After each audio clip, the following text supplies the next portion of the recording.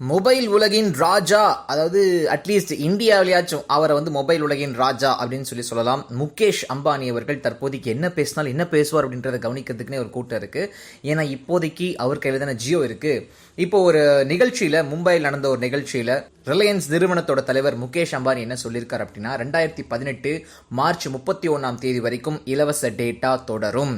ஆனா அது ஜியோ பிரைம் வாடிக்கையாளர்களுக்கு அப்படின்னு சொல்லி ஒரு செக் வச்சிருக்காரு. என்னன்னா, ஒன் டைம் பேமெண்டா 99 rupees கட்டி ஜியோ பிரைம் மெம்பர்ஷிப்ல நம்ம சேர்ந்துடணும். சேர்ந்ததுக்கு அப்புறமா மாசத்துக்கு ஒரு தரம் 303 ரூபா கட்டுற மாதிரி இருக்கும். ஒரு நாளைக்கு 10 ரூபா அப்படின்றது செலவா இருக்கும். இப்ப இருக்கிற அனைத்து ஆஃபர்ஸும் அதுல அப்படியே அக்செப்டபிளா இருக்கும். நீங்க அதை ஆக்டிவேட் பண்ணிக்கலாம். இது வரைக்கும் ஜியோ பயன்பாட்டாளர்கள் ஒவ்வொரு மாசமும் 100 கோடி ஜிபிக்கு அதிகமான டேட்டாவை பயன்படுத்தி வந்திருக்காங்க. ஒரு நாளைக்கு அப்பனா 3.3 கோடி ஜிபி பயன்படுத்தியிருக்காங்கன்னு அர்த்தம்.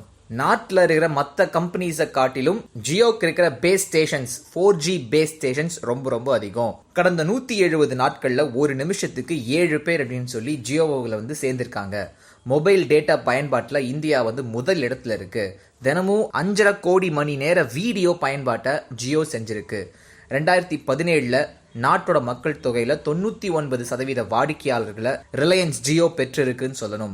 இதுக்கு மேல ஆதார் முறையிலையும் மொபைல் எண் மொபிலிட்டி முறையிலையும் வாடிக்கையாளர்களை சேர்த்துறதுக்கான நடவடிக்கைகள் எடுக்கப்படும். ஏப்ரல் 1 ஜியோ கட்டணம் அமலுக்கு வரும். ஆனா வாய்ஸ் கால் அப்படின்றது இலவசமா தான் இருக்கும். அப்பயும் போட்டியாளர்களை சமாளிக்கிறதுக்காக 20% டேட்டா கூடுதலா கொடுக்கப்படும். இந்த விஷயங்கள் எல்லாமே அந்த ஒரு நிகழ்ச்சியில பேசுனது மூலமா அறிவிச்சிருக்காரு. வேற என்னென்ன விஷயங்கள் வருதோ அப்பப்போ உங்களுக்காக அப்டேட் பண்ணிட்டே இருக்கோம் சார்.